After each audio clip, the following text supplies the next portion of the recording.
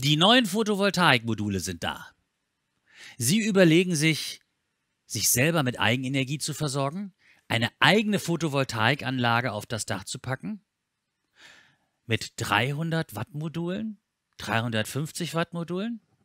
Das muss nicht sein.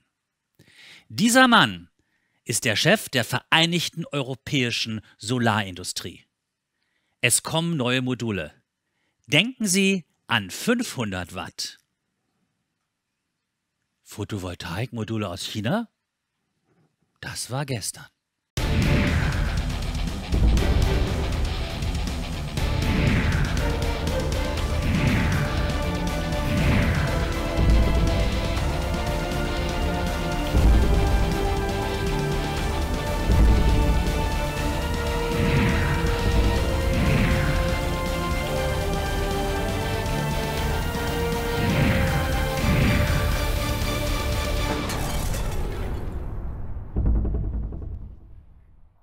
Eine neue Technologie für Photovoltaikmodule erreicht den deutschen, den europäischen, den Weltmarkt. Eine Technologie, die nicht in China entwickelt wurde, sondern bei uns, in Deutschland, in Europa. Diese Technologie entwickelte Solarzellen, die so effizient sind wie noch nie. Diese Technologie können wir bei uns herstellen. Mein Studiogast Eike Weber ist der Präsident der European Solar Manufacturers und wir möchten vorschlagen, dass eine neue europäische Solarindustrie entsteht, die moderne europäische Module mit bislang unbekannter Leistungsfähigkeit transportiert. Die ersten Module, meine Damen und Herren, sind schon auf dem Markt. Das ist noch nicht der Höchststand, den wir haben, aber diese Module gibt es und es geht noch weiter. Zu haben sind zum Beispiel hier, und auch das ist hier, Zellfertigung in Deutschland, in Europa. Meyer Burger hat, Sie haben es mitbekommen, ich habe das mal aufgerufen hier, hat die ersten Premium-Hochleistungsmodule mittlerweile auf dem Markt. Sie werden hergestellt in Deutschland, diese Zellen, und es gibt noch weitere Hersteller, wie zum Beispiel die Firma REC, die hat diese Module auch. Eike Weber, erste Frage kurz vorneweg. Was ist das für eine Technologie? Made in Europe, entwickelt in Europa, die das kann, die 400 Watt schafft und in Zukunft 500 Watt. Nennt sich die Heterojunction-Technologie. Ich muss sagen, dass die Heterojunction-Technologie auch weltweit mitentwickelt wurde, aber bis heute eben noch nicht es geschafft hat, in den Massenmarkt zu kommen. Und deswegen können wir in der Tat sagen, dass wir in Deutschland und Europa eine richtige tolle Chance haben, pionierhaft diese Heterojunction-Technologie, an der wir in Europa 10, 20 Jahre lang gearbeitet haben, um die zu der Perfektion zu bekommen, die sie heute hat, in den Markt einzuführen. Das heißt, wir sind gerade im Jahre 2021 bis 2025 in einem sogenannten Window of Opportunity. Wir haben ein Fenster der Gelegenheit, den Fuß wieder in die Tür der globalen Solarindustrie zu setzen. Wir werden gleich sicher darüber sprechen, wie sehr diese Industrie noch Wachstumschancen hat. Und mit dieser neuen Technologie haben wir eine einmalige Chance, tatsächlich nicht den Chinesen hinterherzulaufen, sondern vor den Chinesen zuerst diese Technologie in den Gigawatt-Maßstab einzubringen. Je mehr Photovoltaikmodule Sie auf dem Dach haben und je effizienter die sind, desto mehr Eigenenergie können Sie produzieren, desto mehr PS kriegen Sie auf das Dach. Und Heterojunction und PERC-Technologie sollten Sie auf alle Fälle in Ihrem Hinterkopf behalten, wenn Sie sich für die Module interessieren, denn das ist sozusagen die Ausgangssituation, mit der Sie Eigenenergie produzieren können. Wir schauen uns mal eine Grafik an. Diese Grafik zeigt die alte Technologie, die heute im Markt ist. Ja, Sie sehen also die sogenannte Aluminium-BSF-Technologie. Das ist eine ganz einfache Art, eine Solarzelle herzustellen. Sie sehen auf der rechten Seite, man nimmt ein Stück Silizium, man muss von oben einen sogenannten Emitter eindiffundieren, das ist Phosphor. Die Rückseite bedeckt man mit einer Aluminiumschicht. Das ist ein sehr billiger, sehr effizienter Rückseitenkontakt. Und dann muss man vorne noch die Oberfläche strukturieren, damit die Reflexion Reflexion abnimmt, das sogenannte Anti-Reflection Coating, und dann auf der Vorderseite mit Siebdruckverfahren Kontakte herstellen. Eine sehr einfache Technologie. Bis vor 5 Jahren war das 90% des Weltsolarmarktes. Aber das Problem ist, und das sehen Sie auf der Grafik auf der linken Seite, dass diese Technologie es nicht schafft, so um die 20% Effizienz zu kommen. Und darüber gibt es dann die sogenannte PERC-Technologie. Ich glaube, die ist auf dem nächsten Slide auch schematisch gezeigt. Ja, die PERC-Technologie ersetzt diese Aluminiumrückseite mit einer Passivierungsschicht, weil immer dann, wenn Silizium im Kontakt mit Metall ist, das zu Verlusten führt. Und das heißt Effizienzverlusten. Das heißt also, PERC ist ein wichtiger Fortschritt, weil man die Rückseite jetzt passiviert mit einer durchgängigen Schicht von Siliziumdioxid oder Aluminiumoxid, Saphir. Aber man muss natürlich Kontakte haben. Man muss ja elektrisch die Solarzelle verbinden. Und das kann man elegant lösen, indem man mit einem Laser Tausende von Kontaktpunkten setzt. Das geht innerhalb einer Sekunde wahnsinnig schnell. Und so kann man das Silizium an diesen 1000 Punkten kontaktieren. Aber 99% der Rückseite sind perfekt passiviert. Und wie die Grafik zeigt, kann man damit Effizienzen bis ungefähr 24% bekommen. Das ist sozusagen die Glasdecke der PERC-Technologie. Und die Technologie, über die wir jetzt sprechen wollen, ist dann der nächste Schritt, die sogenannte Heterojunction-Technologie. Die macht einen ganz anderen Ansatz. Die ist also grundsätzlich anders von dieser aus der Standardtechnologie entwickelten PERC-Technologie.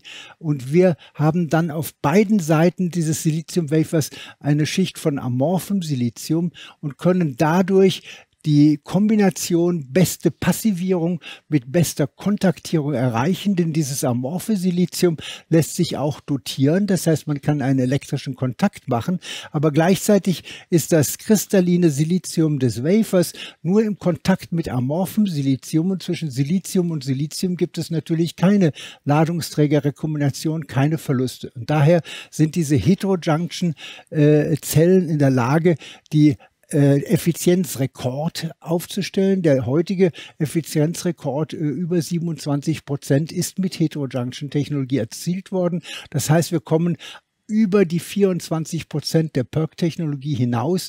Und deswegen haben wir dann auch die Gelegenheit, die beste Effizienz anzubieten zu konkurrenzfähigen Preisen. Ja, wir sehen auf der Grafik hier gerade nochmal die PERC-Technologie und die Heterojunction-Technologie. Da kann man wirklich sehen, zwischen den herkömmlichen Herstellungsverfahren, selbst zwischen PERC und Heterojunction, das ist noch einmal eine Welt, und vor allen Dingen die Entwicklung ist jetzt fertig.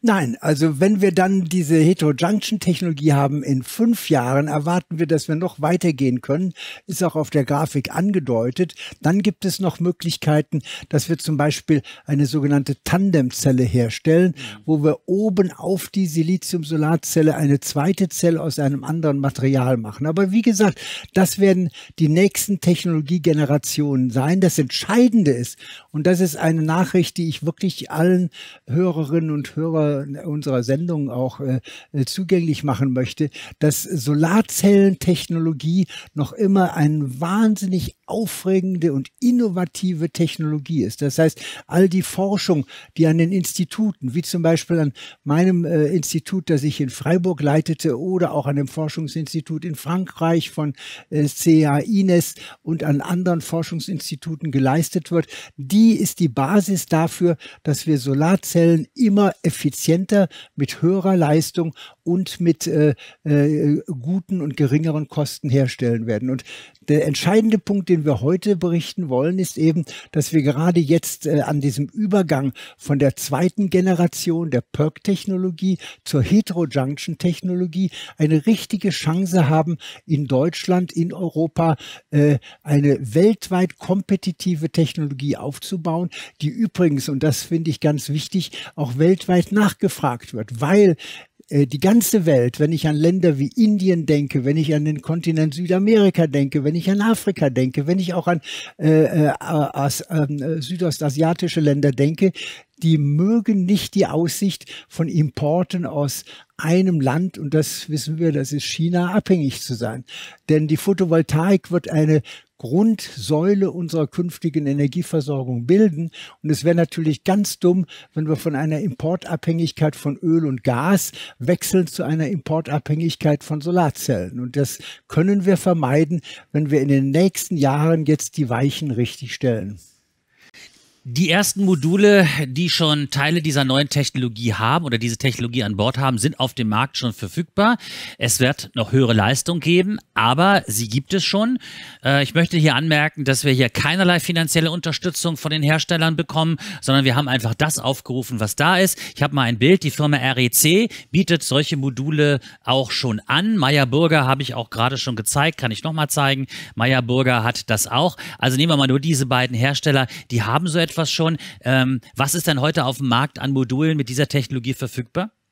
Ungefähr insgesamt weniger als 1 Gigawatt an Produktionskapazität.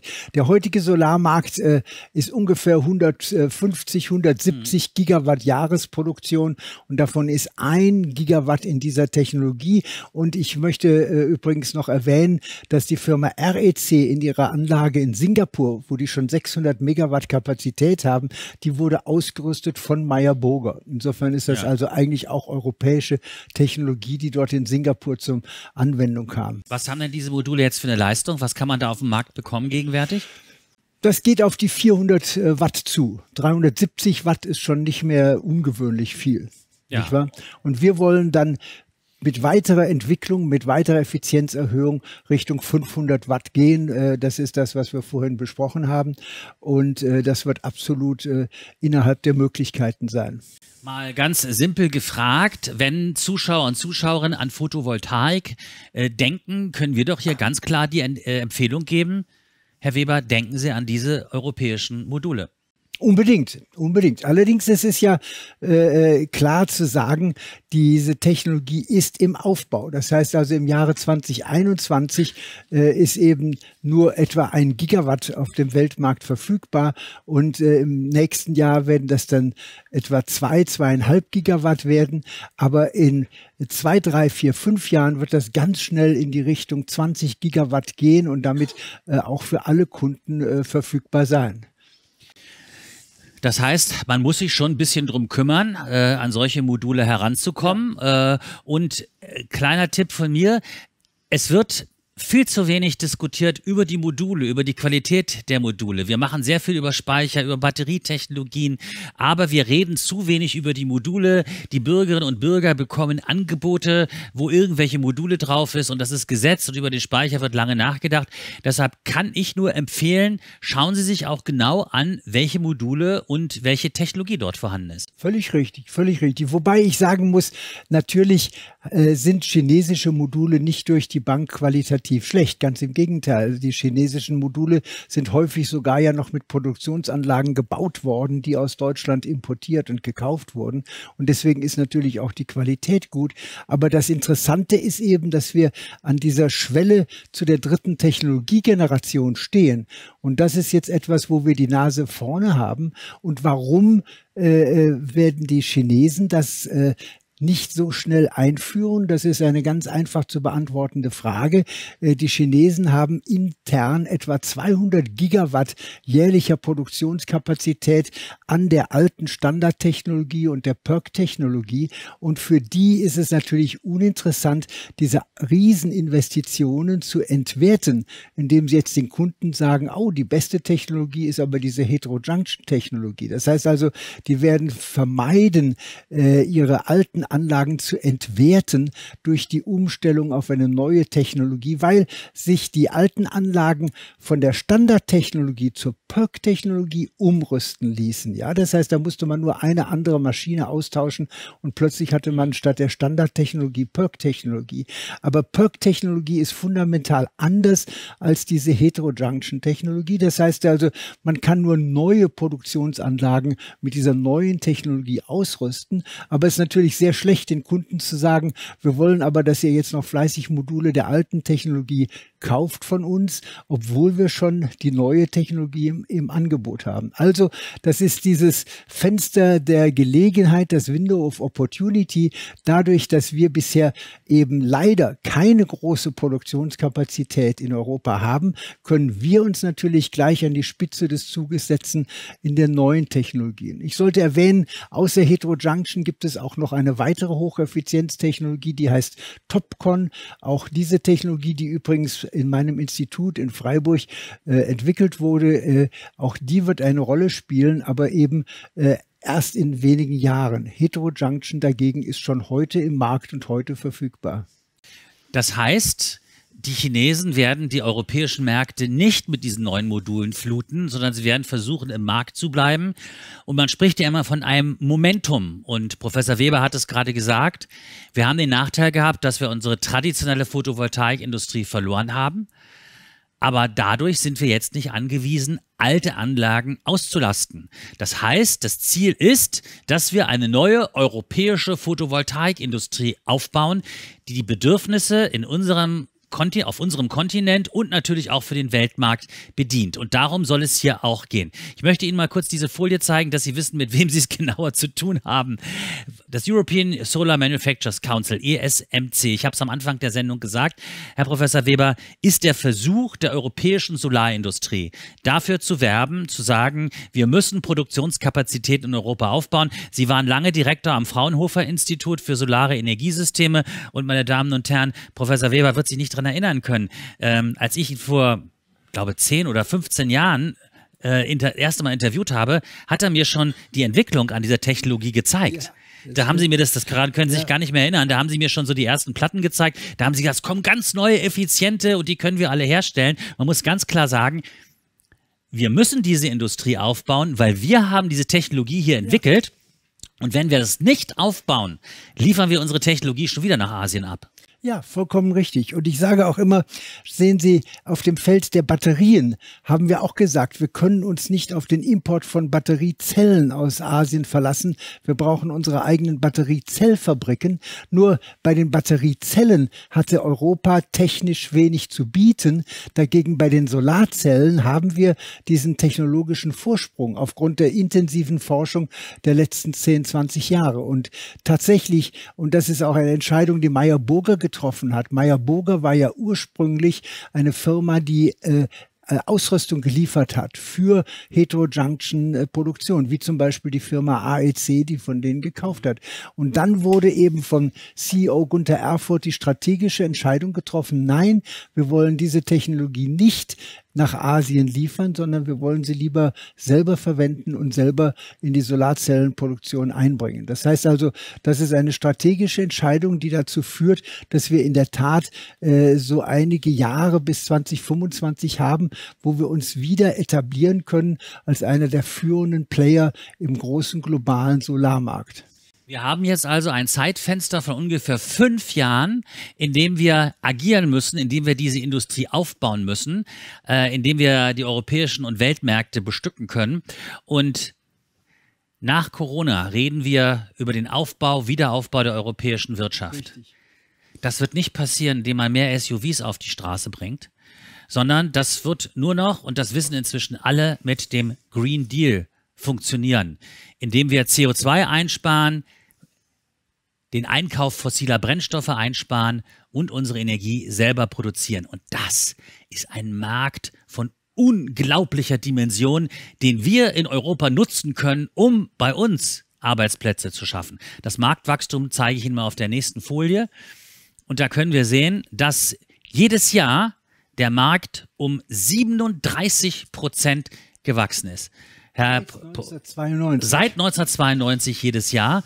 Und man muss mal ganz klar sagen, oder ich formuliere es lieber als Frage, Professor Weber, gibt es einen weltweiten Markt, der für irgendwas stärker steigt als 37% jedes Jahr? Über 20, 30 Jahre mit so einer Wachstumsrate, ich kenne keinen derartigen Markt. Ich glaube, selbst der Automobilmarkt hat diese Wachstumsrate über so lange Zeit nicht hinbekommen. Aber der Grund dafür ist natürlich ganz einfach zu erklären. Wir haben zwei gigantische Treibsätze für diesen Markt. Das eine ist, dass heute Solarenergie, Strom aus der Sonne in sonnenreichen Gegenden nur noch wenig mehr als 1 Cent pro Kilowattstunde kostet. Das heißt, die reine Ökonomie treibt die Energiewirtschaft dazu, mehr und mehr Strom aus Sonne wie auch aus Wind zu benutzen, weil es einfach das preiswerteste ist. Und das Zweite, das ist natürlich kein Geheimnis, ist das wachsende Bewusstsein, dass die Menschheit auf eine Klippe zuläuft im Klimawandel. Und diese Klippe ist nicht erst 2050, die Klippe ist wahrscheinlich schon 2030. Die neuesten Analysen haben gezeigt, dass wenn wir nicht bis 2030 die wesentlichen Weichenstellungen schaffen, um in Richtung 100% erneuerbare und CO2-freie Wirtschaft uns zu entwickeln, dass wir dann unter Umständen die sogenannten Tipping Points, also Sprungpunkte, Schwellenwerte überschreiten. Franz Alt hat das immer wunderbar gezeigt. Ein Tipping Point, ich stelle ein Glas Wasser an eine Kante und das Wasser ist wunderbar und stabil da, aber wenn ich das Glas nur einen Millimeter verschiebe, sind wir in einem ganz neuen Zustand. Und diese Gefahr besteht schon ab 2030 und daher Fridays for Future bringt es ja jeden Freitag auf die Straße, müssen wir viel schneller handeln, als wir das bisher erwarteten. Und daher ist auch diese Dekade, wir können sie die Cleantech-Dekade nennen, so entscheidend. Und übrigens, um den Bogen wieder zu den Solarmodulen zu schaffen, außer der technologischen Argumentation, die wir gerade hatten, neue Technologiegeneration, höhere Effizienzen, haben die europäischen Solarmodule auch einen sehr viel geringeren CO2-Fußabdruck. Da die Chinesen in ihrem Stromnetz Unmengen von Kohle und schmutzigem Strom haben, werden in China bei der Herstellung von Solarmodulen sehr viel mehr CO2-Mengen erzeugt als bei uns. Das heißt also, auch dazu passt es, unsere eigenen CO2-Module mit geringstmöglichem CO2-Fußabdruck, wir nennen es das sogenannte Eco-Design, herzustellen. Das passt zum Green Deal, das passt zu unserer europäischen Tradition. Plus den Transportweg aus China auf Schiffen, die mit Schweröl beladen sind und das kostet auch nochmal richtig viel CO2. Das kostet CO2 und das kostet Geld. Schauen Sie, als ein Modul 50 Cent pro Watt kostete, da waren 2 Cent Transportkosten nicht sehr wichtig. Aber wenn ein Modul heute Richtung 20 Cent pro Watt kostet, dann ist 2 Cent 10% der Gesamtkosten und die sparen wir natürlich durch die Herstellung hier. Also wir haben einen ganzen Strauß von sehr guten Argumenten, warum wir gerade jetzt die europäische Solarindustrie wieder aufbauen müssen. Und obwohl wir in der Vergangenheit einmal schon durch ein Scheitern gelaufen sind, 2012, 2014 ist die europäische Solarindustrie pleite gegangen, weil sie es nicht geschafft hat, schnell genug die Investitionsmittel zu bekommen, um in dieselbe Größenordnung zu wachsen wie die chinesischen Hersteller. Also die Verfügbarkeit von Kapital, das war der entscheidende Fehler oder der Unterschied zwischen der Situation der Chinesen und der Situation der Europäer. Und diesen Fehler sollten wir nicht ein zweites Mal machen. Wir haben jetzt diese tolle Chance, Technologieumstellung, geringerer CO2-Fußabdruck, Ersparen der Transportkosten. Und dies zusammengenommen gibt natürlich ein überzeugendes Argument, jetzt wieder PV-Produktion in Europa anzufahren. Die chinesische Regierung ist aktiv geworden damals und hat eines richtig gemacht.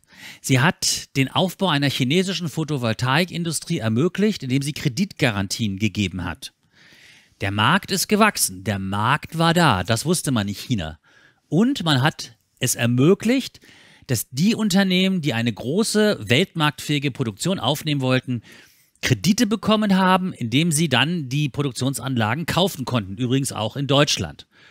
Um diese Kreditgarantien geht es. So etwas brauchen wir in Europa auch. Wir brauchen eine europäische Solarindustrie, die dazu bereit ist, Kapazitäten aufzubauen.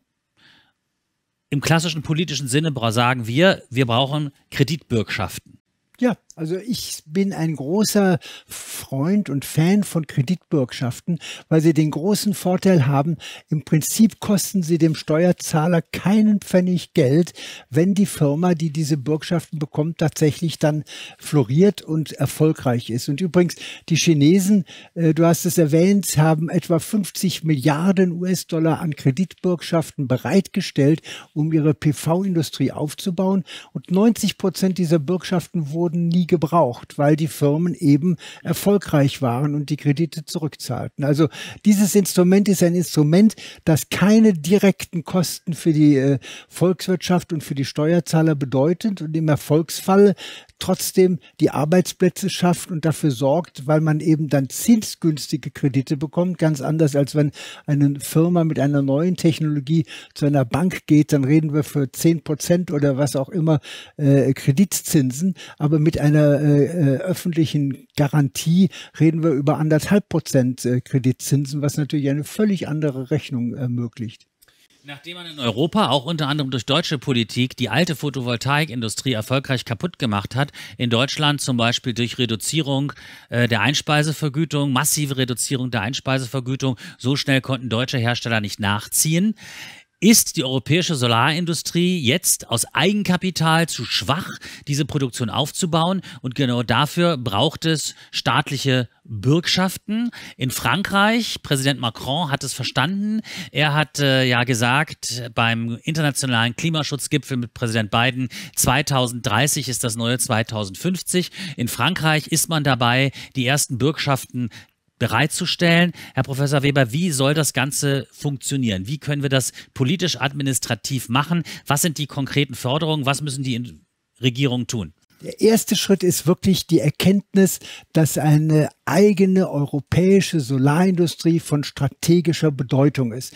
Ähnlich wie die Automobilindustrie gesagt hat, eine eigene Batteriezellproduktion ist von strategischer Bedeutung für die Zukunft der Automobilindustrie in Europa, sollten wir sagen, zur künftigen Energieversorgung brauchen wir eine eigene Photovoltaikindustrie. Und übrigens nicht nur zur Stromversorgung, sondern, und das Thema möchte ich gerne betonen, ist da genauso im Raum für das Thema grüner Wasserstoff. Die Industrie braucht enorme Mengen von grünem Wasserstoff, um ihre Stahlproduktion und Zementproduktion zu dekarbonisieren, also ohne CO2-Ausstoße zurechtzukommen. Und dieser grüne Wasserstoff erfordert weitere Mengen erneuerbarer Energien, weil der grüne Wasserstoff aus Solarenergie und Windenergie hergestellt wird. Und auch dafür brauchen wir eine eigene Wertschöpfungskette. Wir können uns nicht einfach auf die Importe aus Asien verlassen. Das hat uns ja gerade die Corona-Krise gezeigt, wie gefährlich es für die Volkswirtschaft 100% auf Importen abhängig zu sein. Das dürfen wir nicht. Ich bin kein Freund der Autarkie, der sagt, wir müssen alle Solarzellen, die in Europa gebraucht werden, auch in Europa herstellen. Das ist unsinnig. Wir sagen, wir sollten ungefähr 3/4 der Solarzellen, die in Europa gebraucht werden, in Europa herstellen. Aber wir sollten 2/3 unserer Produktion auch in die Welt exportieren, denn die ganze Welt fühlt sich unsicher davon, von Importen aus China abhängig zu sein. Also das ist die entscheidende politische Weichenstellung. Und wenn die Politik erkannt hat, dass das im zentralen strategischen Interesse Europas ist und wenn erkannt wird, dass das ja auch ökonomisch das Richtige ist, weil eben Solar und Wind die preiswertesten Arten sind, Strom herzustellen, dann ergibt sich daraus natürlich ganz klar der politische Auftrag, die Rahmenbedingungen günstig zu stellen. Und dazu gehört ein weites Maß von Maßnahmen. Wir beginnen bei den Möglichkeiten der dezentralen Stromversorgung, dass zum Beispiel kleine mittelständische Unternehmen sich ihren Strom, den sie tagsüber brauchen, auch wirklich selber herstellen können, ohne mit Abgaben und Belastungen hängen zu bleiben. Es gibt unsinnige Regelungen, um zu verhindern, dass Mieterstromgemeinschaften sich ihre Solaranlage aufs Dach bauen, um sich zu versorgen. Man sollte Gemeinden Leuten die Chance geben, innerhalb einer Gemeinde oder in einem Stadtviertel dezentral hergestellten Strom auch wirklich einzuspeisen und diesen Kostenvorteil den Kunden zur Verfügung zu stellen. Alle diese Maßnahmen begleiten dann den Aufbau auch unserer eigenen Industrie. Und wie wir eben sagten, die Industrie braucht keine Subventionen. Das ist der Punkt. Wir wollen nicht am Subventionstopf der öffentlichen Hand hängen, aber Unterstützung in Form von zum Beispiel Kreditgarantien, die wir ohne weiteres machen können. Wir haben die KfW-Bank, wir haben die European Investment Bank. Die Mechanismen stehen ja alle zur Verfügung. Alles, was es braucht, ist den politischen Schalter umzulegen und zu sagen, dies ist eine Industrie von großem strategischen Interesse für die Zukunft Deutschlands, für die Zukunft Europas. Und das ist natürlich ein Fakt, der unterstützt werden muss von den Wählerinnen und Wählern. Die müssen den Politikern sagen, wir wollen, dass wir eine eigene Photovoltaikindustrie haben. Wir wollen, dass unsere Energieversorgung gesichert ist aus eigener Herstellung, CO2-armer Herstellung. Das heißt also guter ökologischer Fußabdruck. Das sind die Forderungen, die an die Politik gestellt werden sollten. Und dann werden die Politiker auch diesen Schalter umlegen und sagen, ja, das ist von großem strategischen Interesse für die Zukunft Europas. Wir machen diese Sendung auch, um hier und in Zukunft ein bisschen dran mitzuwirken, dass dieser Schalter umgelegt wird. Denn noch ist es nicht so weit. Und wir als Bürgerinnen und Bürger werden, wie Professor Weber sagte, Druck dafür machen müssen. Deutschland hatte eine eigene Unterhaltungselektronikindustrie. Die ist kaputt gegangen. Eine Computerindustrie ist in Deutschland nicht aufgebaut worden. Was geblieben ist die Autoindustrie, die immer noch heute mit Verbrennertechnologie arbeitet. Batteriezellen müssen wir aus Asien, aus China einkaufen. Und was machen wir in Zukunft? Was produzieren wir in Zukunft? Wenn der Verbrennermarkt für Autos vorbei ist, kaufen wir unsere Photovoltaikmodule in China, unsere Batterien weiter in China, unsere Elektroautos weiter in China. Was machen wir eigentlich in Deutschland? Wenn wir eine eigene Photovoltaikindustrie aufbauen, tun wir nicht nur etwas für den Klimaschutz, sondern wir gehen, am Anfang der Sendung wurde es schon gesagt, in den schnellst wachsenden Markt der Welt hinein. Und die folgende Grafik zeigt etwas Unglaubliches. Dieser Markt, der heute besteht, steckt noch in den Kinderschuhen. Bislang ist der kleinste Teil des Bedarfs überhaupt entstanden und abgedeckt. Das heißt, wir sind am Anfang eines Marktes, der sich jetzt erst entwickelt. Das ist ein neuer, frischer Markt, auch wenn es die Energiewende schon seit 30 Jahren gibt. Um nur einige Zahlen zu nennen, heute haben wir weltweit etwa 760 Gigawatt Photovoltaik installiert. Und das ist eine enorme Menge, nicht wahr? Das entspricht der Leistung von 700 Kernkraftwerken, obwohl die Strommenge nur ungefähr der Leistung von 300 Kernkraftwerken entspricht. Aber was vor uns steht, ist ein Wachstum auf 3.000, 5.000, 10.000, 50.000 Gigawatt. Und wenn man das vergleicht mit den heutigen 700 Gigawatt, dann sieht man eben in der Tat, dass dieser Markt in den Kinderschuhen steckt. Ich sage immer gern, wir sind da, wo die Automobilindustrie irgendwo im Jahre 1910, 1915 war, als gerade die ersten Maybachs und wie sie alle hießen, durch die Straßen tuckerten. Das ist der Zustand, in dem wir heute sind. Das heißt, das große Wachstum, der große Markt steht noch vor uns. Und daher haben wir jetzt diese einmalige Chance, uns auch tatsächlich noch in diesem Markt die Nische, die wir im Hightech-Bereich, also hohe Effizienz zu guten Kosten sichern können, die auch wirklich wahrzunehmen. Und jetzt schauen Sie sich an, wer diesen Markt in der Zellproduktion beherrscht. Fangen wir mal an der Grafik auf 2010. Den orangen Balken, den brauche ich Ihnen, glaube ich, nicht zu erklären. Das sehen Sie sofort, das ist China. Aber wenn Sie bei 2010 gucken, dann sehen Sie, dass es sozusagen noch etwas Japan gab. Und ganz, ganz, ganz, ganz klein sehen Sie auch noch ein bisschen Europa und die USA. Und jetzt gehen Sie mal rüber auf 2020. Da stellen Sie fest, in Europa und den USA von der Zellproduktion 0,3%. 0,3% Anteil am schnellsten wachsenden Markt der Welt.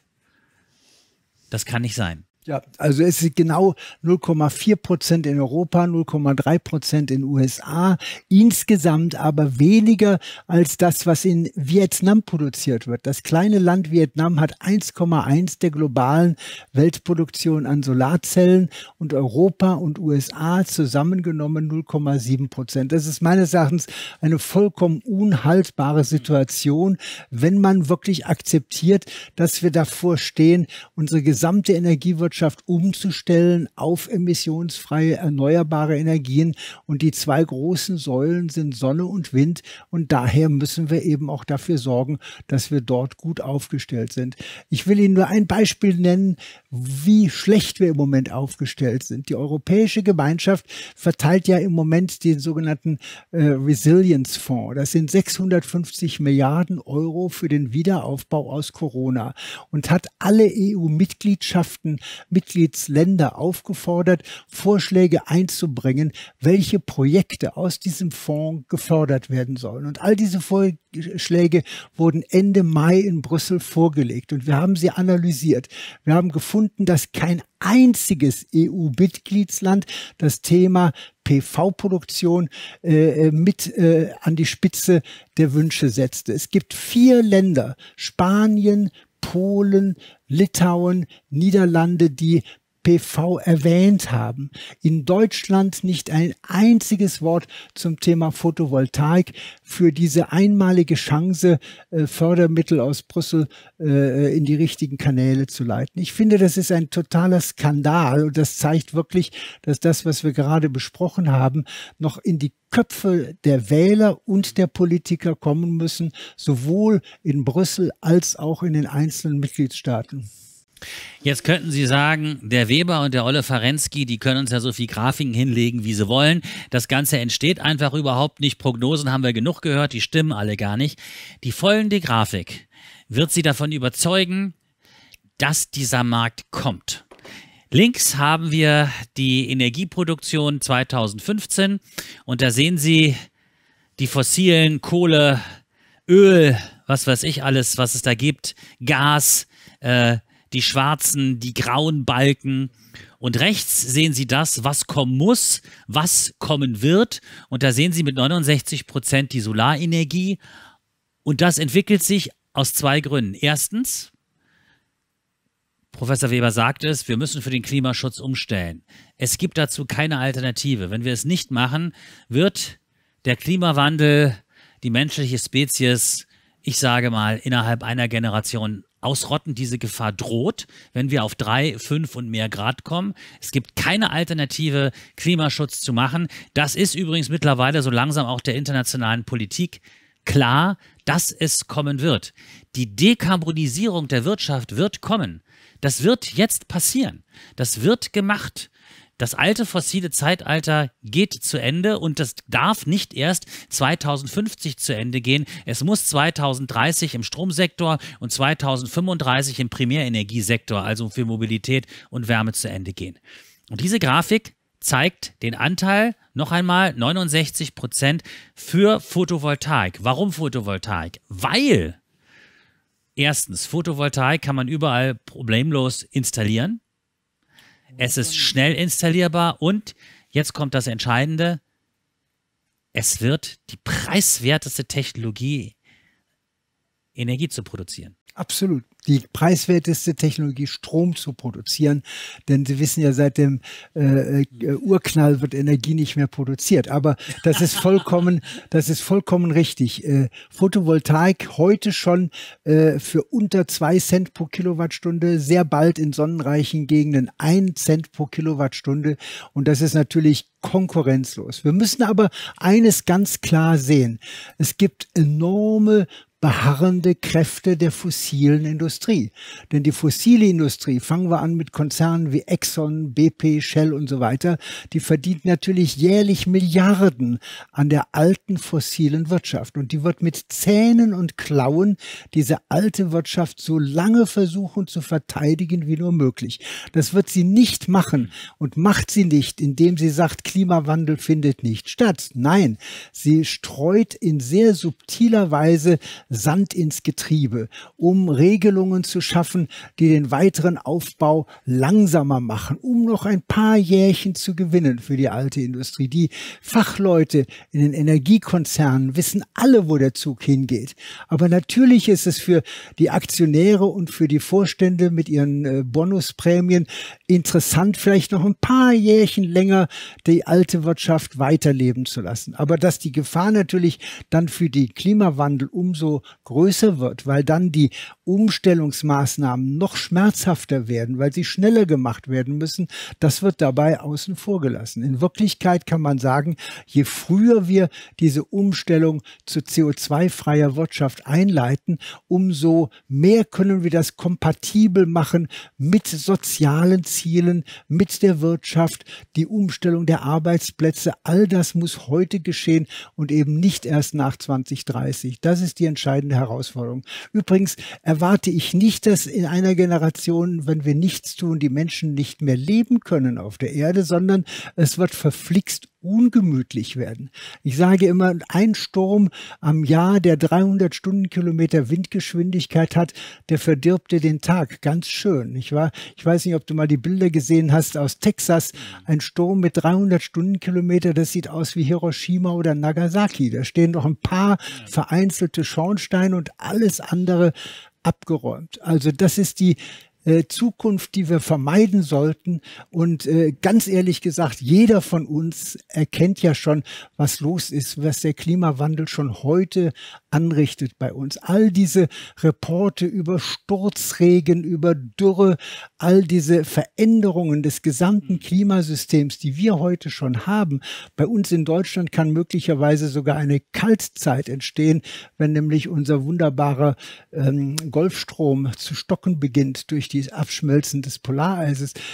Alle diese Veränderungen kommen auf uns zu und werden uns das Leben sehr, sehr ungemütlich machen.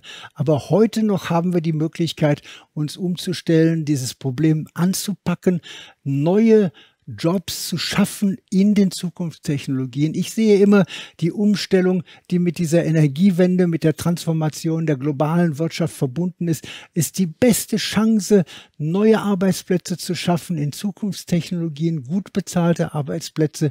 Und diese Chance sollte von den Politikern gesehen werden, sollte von den Wählern gesehen werden, denn das ist wirklich eine wirklich vielversprechende Zukunft, die auf uns zukommt. Also nicht nur in Sack und Asche gehen und nicht mehr mit dem Flugzeug fliegen und kein Fleisch mehr essen, sondern zu sagen, umstellen. Warum sollen Flugzeuge nicht mit Biogas und auch synthetischem Treibstoff fliegen?